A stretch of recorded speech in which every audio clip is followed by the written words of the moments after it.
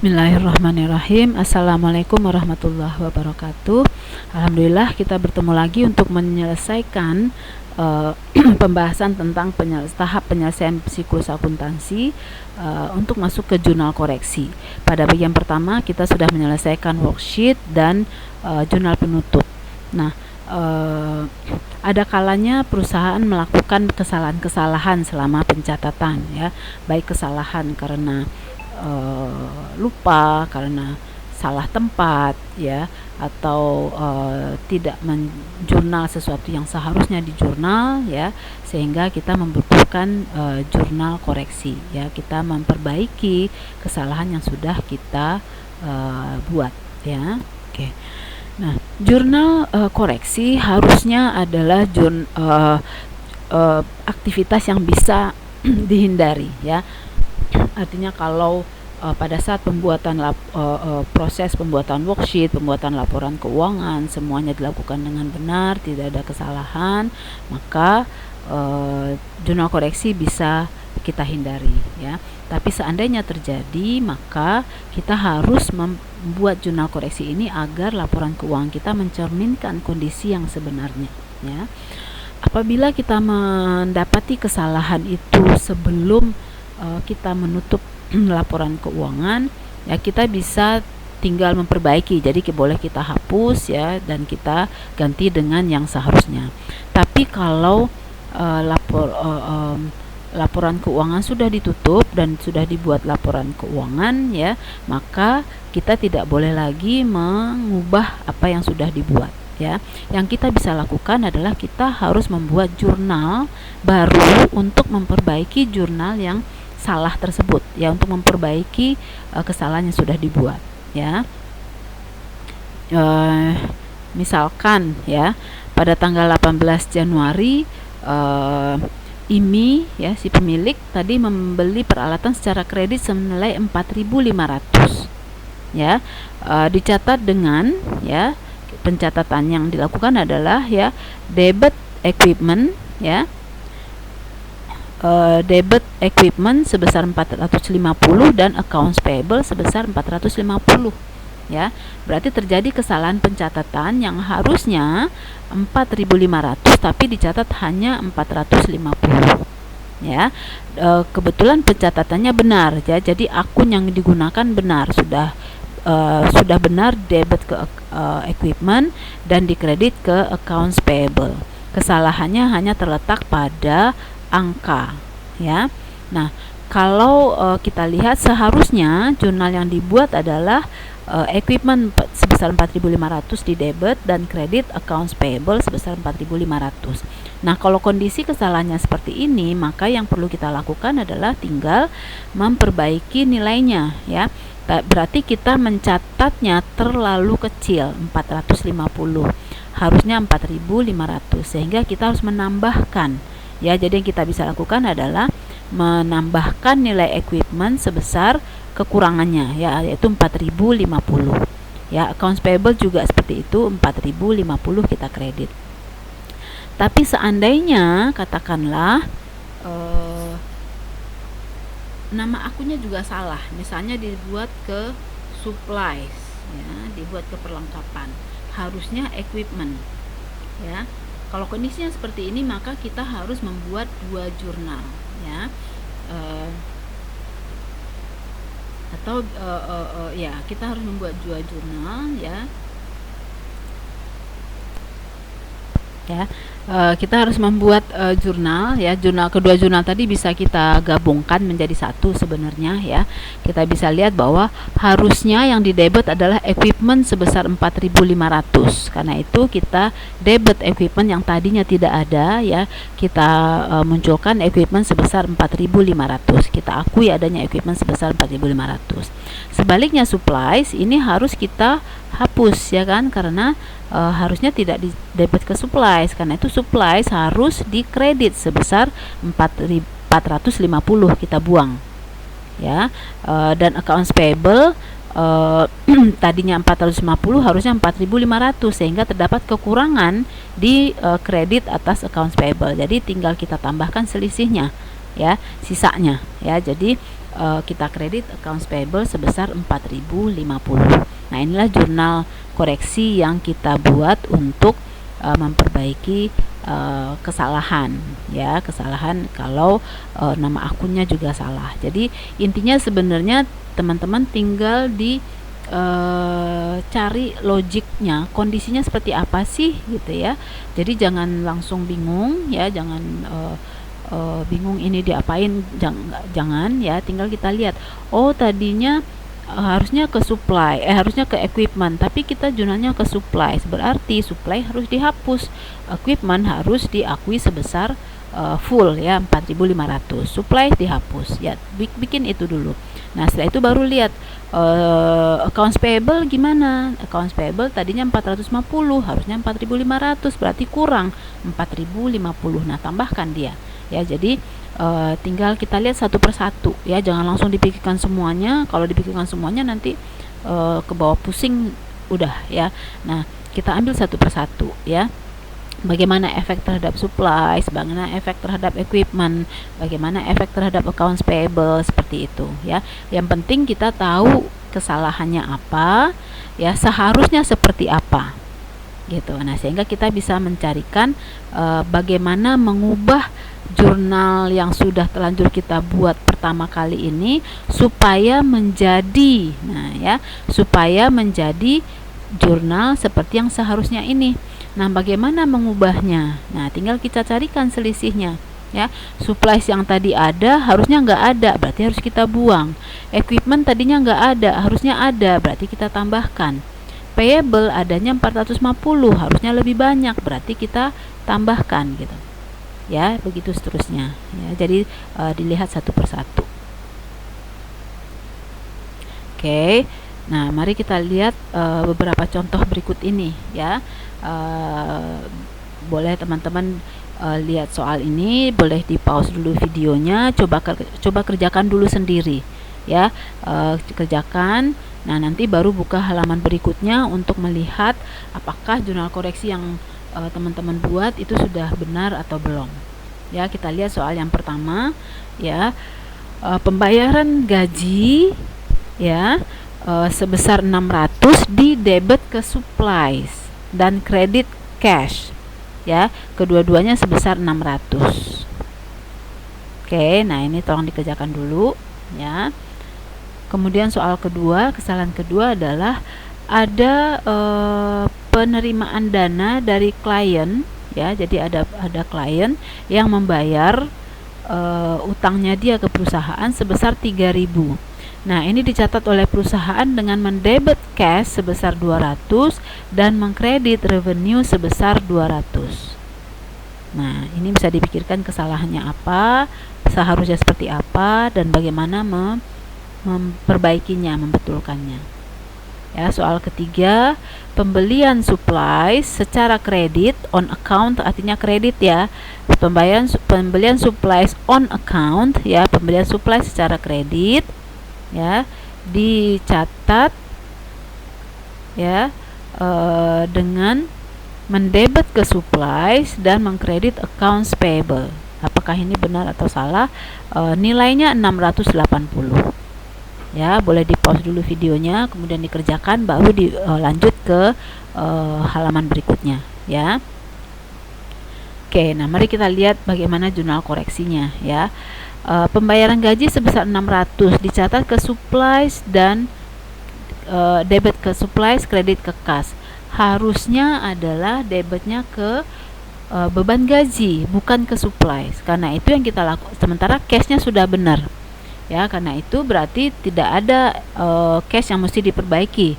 Yang perlu diperbaiki adalah mengganti akun supplies menjadi akun beban gaji. Karena itu supplies yang tadinya kita debit harus kita kredit supaya menjadi 0 ya, dan beban gaji kita debit ya, supaya ada beban gaji yang diakui sebesar 600 gitu ya.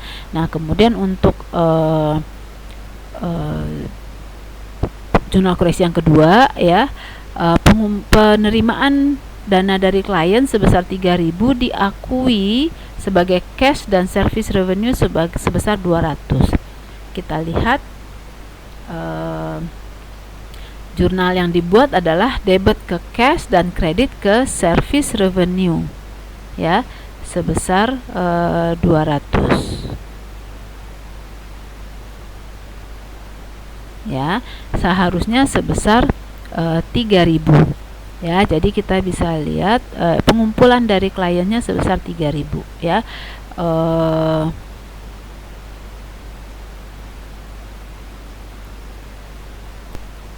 Oke, nah kita lihat kondisinya, ya. Penerimaan dari kliennya 3.000, berarti sebenarnya ini adalah pembayaran piutang, ya kan? Pembayaran piutang sebesar 3.000, ya. Yang kalau sifatnya piutang berarti sebelumnya sudah pernah diakui revenue-nya, ya kan? Jadi kita bayangkan jurnal yang seharusnya adalah pada saat diterima itu adalah 3.000, ya kan? Nah, berarti sebelumnya itu sudah ada pengakuan pendapatan sebesar 3.000, ya. Berarti saat ini harusnya tidak ada lagi pengakuan pendapatan. Nah, kalau kita lihat jurnalnya, ya. Jadi jurnal yang dibuat adalah kas pada revenue sebesar 200. Ya, 3.000 ini adalah untuk pembayaran piutangnya, ya, pembayaran piutang, sehingga kita harusnya mengkredit account receivable. Tapi kalau kita lihat di jurnalnya tidak ada pengurangan account receivable, berarti seharusnya jadi sekarang kita koreksi dengan mengakui kredit account receivable sebesar 3.000. Jadi pengurangan account receivable sebesar 3.000. Sebaliknya kita lihat efek kas, ya. Kas yang diterima sebenarnya adalah 3.000. Tapi debitnya adalah kas sebesar 200. Berarti ada kekurangan, ya, pendebetan kas sebesar 2.800. Harusnya 3.000 baru 200. Berarti sekarang ditambahkan mendebet kas sebesar 2.800. Nah, bagaimana dengan revenue, ya? Pada saat kita menerima pembayaran dari klien untuk piutang, pembayaran ini adalah untuk piutang. Revenue-nya sudah diakui sebelumnya. Jadi harusnya tidak ada lagi pengakuan revenue di saat si klien tadi membayar, sehingga revenue yang sudah terlanjur kita kredit sebesar 200 harus kita hapus, harus kita debit dia. Jadi kita balik, ya. Jadi kita debit revenue sebesar 200 sehingga revenue menjadi 0 karena revenue sudah diakui pada periode sebelumnya, ya. Nah, soal ketiga, pembelian supply secara kredit, ya. Pembelian on kredit berarti membayar belum dibayar, ya. Pembelian supply secara kredit 860 di debit ke supply sebesar 680 dan di kredit ke accounts payable sebesar 680. Kalau kita lihat jurnalnya sebenarnya sudah benar, ya.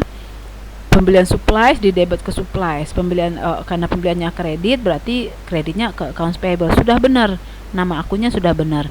Yang salah adalah jumlahnya, nilainya.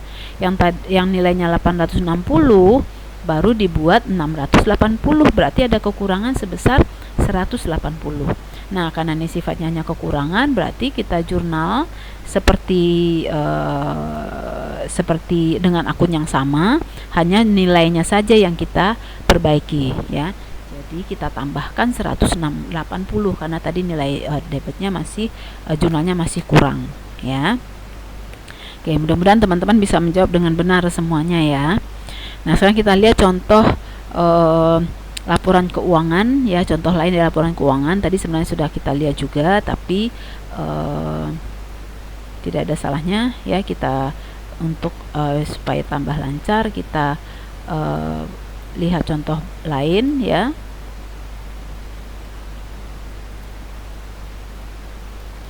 Ya, jadi kita lihat di sini laporan posisi keuangan, ya. Dari current asset, ya, current asset, ya, kas, debt investment, account receivable, ya. Jadi ini adalah urutan likuiditas. Yang paling liquid adalah kas. Kemudian investasi jangka pendek, ya. Investasi jangka pendek ini biasanya adalah investasi yang bisa diperjualbelikan di pasar modal, ya. Itu kita debit. ini tingkat likuiditasnya di bawah kas, kemudian baru account receivable, ya, kemudian notes receivable, ya, inventories dan supplies, ya, prepaid insurance, ya. Kemudian ada long investment, ya, long term investment, ya, ada property plant and equipment. Property plant and equipment termasuk tanah di dalamnya, ya, ada equipment. Nah, ini ada untuk equipment ada kontrak account-nya, jadi dikurangi dengan, ya, equipment sebesar 24.000 dikurangi dengan akumulasi penyusutan sebesar 5.000, ya, sehingga ini netnya aset, ya. Kemudian kita dapat total nilai property plant and equipment, ya. Tolong diingat bahwa property plant and equipment ini sering disebut dengan fixed asset atau aset tetap, ya. Ini adalah aset jangka panjang, ya. Kemudian intangible asset, ya, mari kita lihat secara parsial, ya.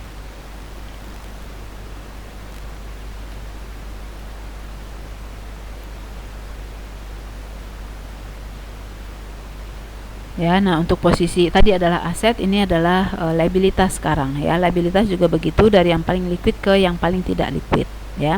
Kemudian liabilitas dan ekuitas, ya. Nah, tapi sekali lagi tolong diingat bahwa IFRS, ya, menyarankan penyusunan laporan keuangan. Kalau teman-teman lihat, ya, di laporan keuangan perusahaan-perusahaan sekarang ini itu kondisinya dibalik. Jadi yang atas equity dulu baru liability. Liability juga dimulai dari yang jangka panjang baru ke yang jangka pendek, ya. Jadi yang paling tidak liquid ke yang paling liquid, atau dari yang jangka panjang ke yang jangka pendek, ya, dan seterusnya seperti itu. Ya, kemudian aset tidak berwujud, ini adalah aset-aset yang tidak ada wujudnya, ya. Misalnya goodwill, R&D yang dikapitalisasi, ada paten, trademark, ya. Jadi misalnya trademarknya apa, McD misalnya, gitu, ya. Ada huruf M, nah itu ada nilainya. Nah, nilai berapa dulu perusahaan membayar untuk mendapatkan hak atas trademark itu. Nah, itu merupakan aset intangible, ya. Kemudian plant, property and equipment, ya, adalah aset-aset yang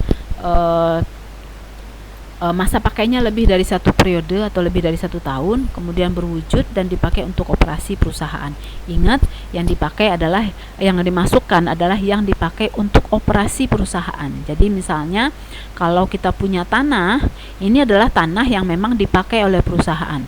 Kalau perusahaan misalnya beli tanah di mana nanti untuk nanti kalau misalnya nilainya meningkat atau nilainya tinggi kita jual, gitu, ya. Nah, itu bukan land, ya, tapi dikategorikan sebagai investasi jangka panjang. Ingat, ya. Jadi dilihat peruntukannya. Jadi kalau tanahnya merupakan investasi perusahaan untuk nanti kalau misalnya nilainya tinggi dijual, gitu, ya. Nah, itu berarti tanahnya bukan untuk operasi, ya, tapi untuk investasi, sehingga tidak terkategori ke PPE atau property plant and equipment, tapi terkategori sebagai investasi jangka panjang. Demikian juga kalau misalnya perusahaan properti, ya, mereka memperjualbelikan tanah misalnya. Nah, berarti tanah itu bukan dipakai untuk operasi perusahaan, tapi untuk menghasilkan pendapatan, ya, untuk dijual belikan. Nah, kalau itu berarti tanahnya termasuk ke dalam persediaan, karena tanahnya berfungsi sebagai aset yang dia perjualbelikan, bukan aset yang dipergunakan untuk kegiatan operasional, ya, sehingga masuk ke dalam persediaan. Jadi harus dilihat peruntukannya, ya. Biasanya tanah sih yang punya sifat seperti itu, ya. Kemudian catatan keduanya lagi yang perlu diingat adalah bahwa untuk aset-aset jangka panjang ini atau fixed asset ini itu karena dia lebih dari 1 tahun, maka harus dialokasikan, ya, dialokasikan ke periode-periode yang masa pakainya seperti saya sampaikan pada pertemuan sebelumnya. Misalnya ada mobil yang dipakai 10 tahun, maka harus dialokasikan biaya tersebut ke beban selama 10 tahun juga. Nah, proses mengalokasikan biaya tadi menjadi beban ke tiap periode itu dipakai istilah menyusutkan, ya, disusutkan. Ya, jadi disusutkan itu artinya dialokasikan, ya. Nah, disajikan dengan kontra account, jadi pengurang dari nilai asetnya. Jadi bukan mengurangi nilai asetnya langsung. Ya, jadi kalau tanah, gedung itu tidak dikurangi nilainya. Jadi nilai gedung akan tetap sebesar ini seterusnya. Ya, nilai mesin akan tetap sebesar ini, nilai mobil akan tetap sebesar ini gitu. Ya, hanya saja dia akan berkurang nilainya, ya, secara pencatatan, ya, secara nilai buku, ya, bukan nilai pasar, ya. Nilai buku itu di dalam akun yang namanya accumulated depreciation atau akumulasi penyusutan. Ya, yang ini mengurangi nilai fixed asset ini. Kalau kita lihat di sini, ya, tanah ini tidak disusutkan, ya, tapi aset-aset selain tanah itu disusutkan. Gedung, mesin, ya, infrastruktur, mobil dan seterusnya ini disusutkan. Nah, akumulasi penyusutannya dalam laporan keuangan ini disatukan. Nah, tapi kalau nanti teman-teman lihat, biasanya kalau di perusahaan besar biasanya dipisah masing-masing. Gedung kemudian dikurangi dengan penyusutan gedung, infrastruktur dikurangi dengan penyusutan infrastruktur, mesin juga seperti itu. Jadi masing-masing. Tapi di contoh ini disatukan, ya. Oke, ini hanya untuk pengingat saja, ya, bahwa istilah PPE, Property Plant and Equipment, sering disebut sebagai fixed asset, sering juga disebut sebagai planned asset, ya. Kemudian tanah tadi, ya, adalah yang dipakai untuk operasi perusahaan. Jika tidak, maka masuknya ke tergantung peruntukannya. Kalau untuk investasi nanti kalau nilainya tinggi dijual, maka masuk ke dalam investasi jangka panjang. Tapi kalau untuk perusahaan konstruksi yang tanah merupakan aset yang diperjualbelikan, itu masuknya sebagai persediaan, ya. Oke, nah, current asset ini adalah aset yang bisa di-convert atau diubah menjadi kas atau bisa dipergunakan, ya, dihabiskan dalam waktu 1 tahun, ya. Sehingga itu definisinya aset lancar, ya. Nah, biasanya rata-rata waktu yang operating cycle itu adalah jangka waktu yang atau siklus operasi, yaitu adalah jangka waktu berapa lama operasinya terjadi, ya, sejak dari membeli inventory, kemudian menjualnya dan menghasilkan cash dari konsumen, itu berapa lama, ya. Itu yang disebut dengan siklus operasi. Nah, yang menjadi batas waktu, cut off waktu di akuntansi itu adalah 1 tahun atau, ya, 1 tahun atau selama siklus operasi. Mana yang lebih lama? Jadi kalau siklus operasinya misalnya 1-2 bulan gitu, ya, berarti yang kita ambil sebagai batas waktunya adalah yang 1 tahun, ya. Tapi kalau misalnya siklus akuntansinya apa, dia bikin tempe gitu, tempe cuma 2 hari gitu, ya. Nah, siklus yang kita pakai untuk jangka pendek, batas jangka pendek dan jangka panjang itu adalah waktu 1 tahun, ya. Tapi kalau misalnya perusahaan konstruksi, siklus operasinya lama gitu, ya, bisa bikin gedung misalnya bisa 4 tahun, atau bikin rumah misalnya bisa 2 tahun atau seperti itu. Nah, sementara operating cycle-nya lebih dari 1 tahun, ya. Nah, sementara ada 1 tahun juga. Nah, yang dipakai sebagai batas untuk menetapkan ini asetnya aset lancar atau tidak lancar itu adalah yang lebih lama, ya. Oke, nah, ini adalah laporan posisi keuangan, ya, current asset, ya. Sorry, ini ada cash di atasnya, ya.